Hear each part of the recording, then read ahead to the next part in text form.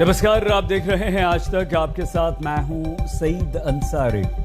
तालिबान के सरकार से पर्दा उठ गया और यही नहीं, तालिबान की कथनी और करनी का जो भेद था वो भी खुल गया। महिलाओं को अधिकार देने की बात करने वाली तालिबान सरकार बनते ही महिलाओं पर चाबुक चलना शुरू हो गए। पहले ही दिन तालिबान ने महिलाओं के खेलों में हिस्सा लेने पर प्रतिबंध लगा दिया। जिसका डर था वही हुआ। सरकार बनते ही तालिबान ने असली चेहरा दिखा दिया। काबुल में राह चलती तालिबानी ने चाबुक चलाया। दूसरे तालिबानी ने उसे बंदूक दिखाया। यह महिला अकेली जा रही थी। शायद इस वजह से ही तालिबानी ने उसे चाबुक से मारा और दूसरे ने उसे बंदूक का डर दिखाकर घर लौट जाने की धमकी दी। वजह साफ नहीं है और तालिबान ने कोई बयान जारी नहीं किया है, मगर तालिबानी ढोंग का पर्दा उठ गया है। कहां तो महिलाओं को सरकार में हिस्सेदारी देने की बात कर रहा था और अब उन पर जुल्म कर रहा है। 33 मंत्रियों की सरकार बनाई और महिलाओं को एक भी जगह नहीं दी।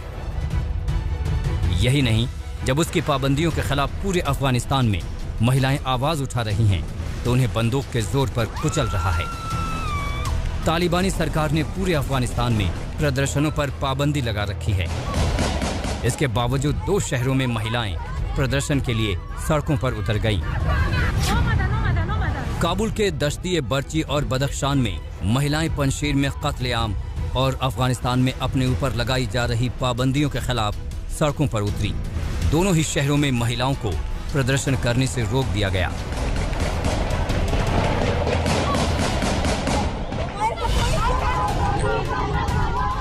बदख्शान के फैजाबाद में आज सुबह महिलाएं पंजशीर में लड़ रहे रेजिस्टेंस फ्रंट के समर्थन में सड़कों पर उतरी। जैसे ही तालिबानी लड़ाकों की नजर उन पर पड़ी, उन्होंने महिलाओं का पीछा करना शुरू कर दिया। उन्हें घेर लिया और बंदूक दिखाकर धमकाया। महिलाओं में अफरा तफरी मच गई। बताया जा रहा है कि तालिबान ने उनमें से कई की पिटाई की और कुछ को अपने साथ भी ले गए। तालिबानी जुल्म की दूसरी तस्वीर काबुल की है। काबुल के दश्ती बर्ची इलाके में अफगानी महिलाएं सड़कों पर उतरी। यहाँ भी तालिबानियों ने उनका रास्ता रोक लिया। बंदूक लिए तालिबानी से महिलाएं अपील करती रहीं, मगर वो कुछ भी सुनने को तैयार नहीं था।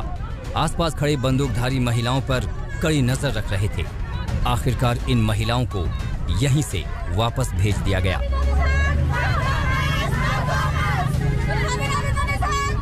तालिबान के इस रवैये से उसका नकाब उतर गया है। यही नहीं, सरकार बनने के बाद पहले ही दिन उसके अजब गजब फरमानों ने साफ कर दिया है कि वो बदला नहीं, वही पुराना 1990 के दशक का तालिबान है। तालिबानी सरकार ने पहले ही दिन कह दिया है कि महिलाओं के लिए खेल कूद जरूरी नहीं है। यानी 20 साल तक अफगानी लड़कियों ने जहां फुटबॉल से लेकर क्रिकेट तक में हिस्सेदारी निभाई, उन्हें तालिबान ने घर पर बैठने का फरमान जारी कर दिया है। तालिबान के सांस्कृतिक आयोग के उप प्रमुख अहमदुल्ला वासिक ने कहा कि खेलकूद महिलाओं के लिए जरूरी नहीं है, क्योंकि इससे उनका शरीर मीडिया के सामने बेपर्दा हो जाता है। तालिबानी अधिकारी ने साफ कर दिया कि महिलाएं क्रिकेट समेत कोई भी खेल नहीं खेल सकती हैं। कुछ दिन पहले ही तालिबान ने पुरुष क्रिकेट टीम को ऑस्ट्रेलिया के साथ खेलने की इजाजत दी थी, लेकिन महिलाओं के किसी भी खेल में शामिल होने पर उसने पाबंदी लगा दी है। जहां तक पर्देदारी की बात है तो तालिबान ने पूरे अफगानिस्तान में ये फरमान जारी कर रखा है कि महिलाएं घर से बाहर निकलें तो उनका शरीर पूरी तरह ढका होना चाहिए, चेहरा भी उतना ही खुला हो जितना जरूरी है। वहीं हिजाब को लेकर तालिबान ने जो दलील दी, वो महिलाओं को लेकर उसकी मध्ययुगीन सोच को जाहिर कर देता है। वो महिलाओं को तरबूज समझता है। खरबूजे की चॉक शुदा वो می‌خریم یا خربزه‌ای که سالم مانده است؟ طبیعی است اس خربزه سالم می‌گیریم. یعنی حجاب برای زن همینطور است. خربزه‌ای که چاک شده او رو می‌خریم یا خربزه‌ای که سالم مانده است؟ طبیعی است اس خربزه سالم می‌گیریم. یعنی حجاب برای زن همینطور. दरअसल पूरे अफगानिस्तान में तालिबान के खिलाफ महिलाएं ही आवाज बुलंद कर रही हैं। पाबंदियों के बावजूद घर से निकलकर तालिबानी ज्यादतियों के खिलाफ आवाज उठा रही हैं। तालिबान उनके पैरों में पाबंदियों की बेड़ियां डालना चाहता है। वहीं तालिबानी प्रवक्ता सुहेल शाहीन ने कहा है कि प्रदर्शन के लिए पहले से इजाजत लेनी होगी और किसी तय जगह पर ही प्रदर्शन की इजाजत दी जाएगी। यानी सरकार के पहले दिन तालिबान ने प्रदर्शन पर पाबंदी का शिकंजा कसने वाला फरमान भी जारी कर दिया। आज तक ब्यूरो।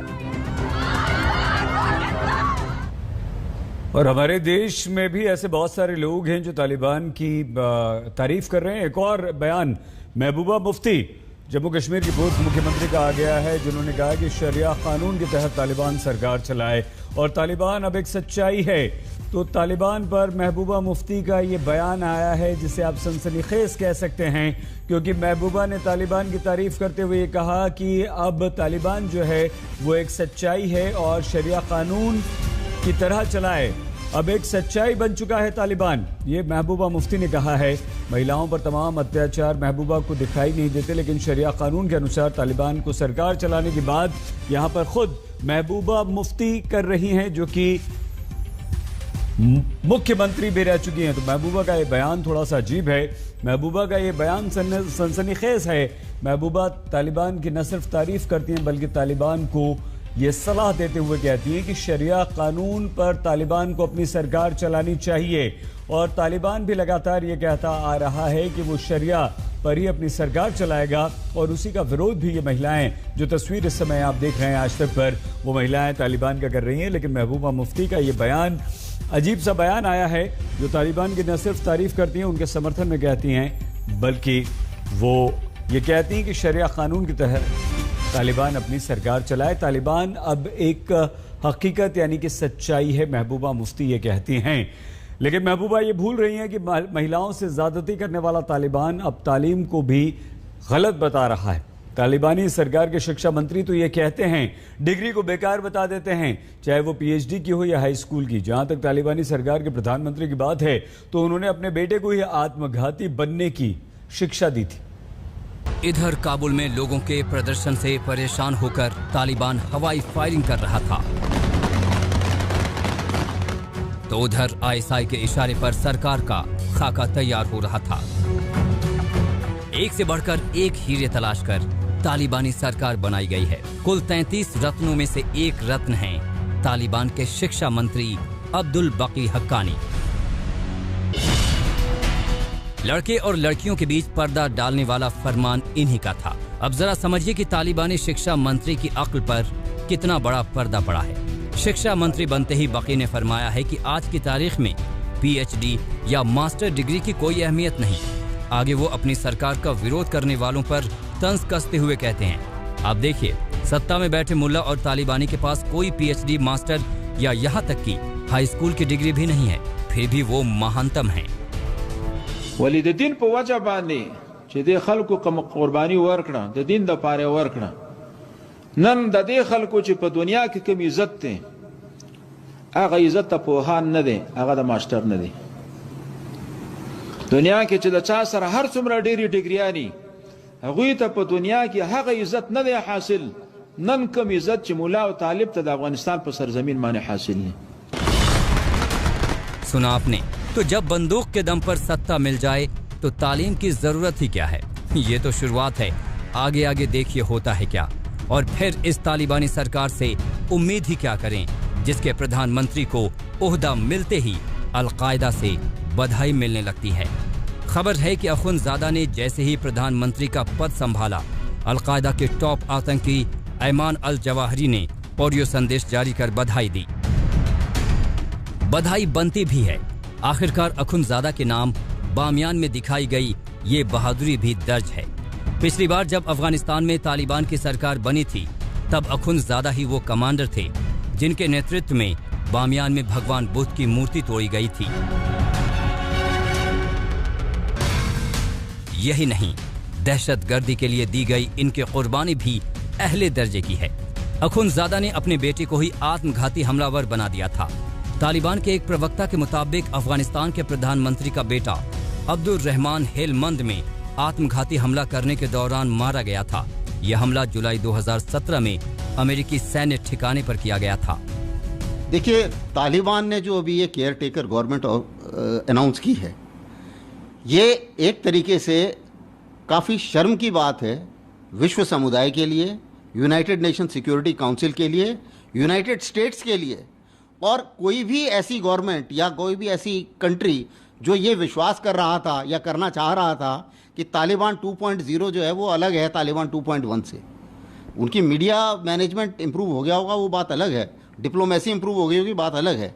लेकिन अगर prime minister UN designated terrorist है, अगर जो उनका इंटीरियर मिनिस्टर है जिसे हम होम मिनिस्टर कहते हैं, अगर वो ना सिर्फ यूएन डेजिग्नेटेड टेररिस्ट है, उसके सिर पे बाउंटी है $5 मिलियन की, तो उस हालत में क्या ये गवर्नमेंट चलाएंगे और क्या वो गवर्नमेंट बनेगी? तालिबानी सरकार के मंत्रियों की क्वालिफिकेशन की बात करें तो आतंक की बड़ी से बड़ी डिग्री उनके पास है। खूंखार आतंकी संगठन हक्कानी नेटवर्क का सरगना सिराजुद्दीन हक्कानी गृह मंत्री है, जिस पर $1 करोड़ का इनाम है। वो आईएसआई का चहेता है। उसके साथ साथ तमाम कट्टरपंथियों को सरकार में जगह दिलाने में पाकिस्तान ने एड़ी चोटी का जोर लगा दिया। आईएसआई चीफ फैज हमीद इसी सरकार को बनवाने के लिए काबुल में डेरा डाले बैठे थे, तो वहीं पाकिस्तान ने मुल्ला बरादर और शेर मोहम्मद अब्बास स्टानी कज़ई जैसे दोहा गुट के तालिबानियों को सरकार में हाशिए पर धकेल दिया। मुल्ला बरादर को डिप्टी पीएम बनाया गया है, तो स्टानी कज़ई को डिप्टी विदेश मंत्री। यानी इस पाकिस्तानी पाठशाला में आतंक का पाठ पढ़ने वालों की ही सरकार है। इन्हें डिग्री की भला क्या जरूरत है? आज तक ब्यूरो। जम्मू कश्मीर के पूर्व मुख्यमंत्री नेशनल कॉन्फ्रेंस के नेता फारूक अब्दुल्ला तालिबान की सरकार पर मेहरबान हैं। कहते हैं कि चाबुर को गोलियां चला रहा तालिबान अच्छा है। फारूक के बयान पर हंगामा है। देखिए, अफगानिस्तान एक अलग मुल्क और उन्हें अब उस मुल्क को संभालना जो वहाँ पे आए।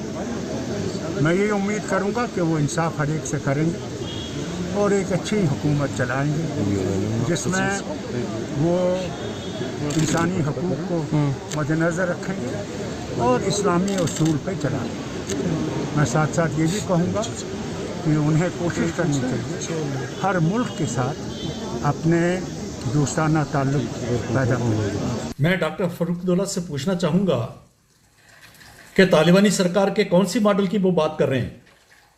क्या वो सरकार जो उन्होंने 20 साल पहले दी थी, यहाँ पर वहाँ पर हिंदू और सिखों को मार भगाया, यहाँ से वहाँ की महिलाओं को प्रताड़ित किया और विरोधियों को समाप्त किया? या वो सरकार जो कि ISIS देना चाहती है? या पाकिस्तान में जो इस्लामिक रूल है उसकी बात फारूक अब्दुल्ला कह रहे हैं? अरे फारूक साहब, बहुत विडंबना है कि जहां मुस्लिम माइनॉरिटी में होता है तो वहां तो आप सेकुलरिज्म की बात करते हो, और यहां मेजॉरिटी में वहां इस्लामिक रूल की बात करते हो।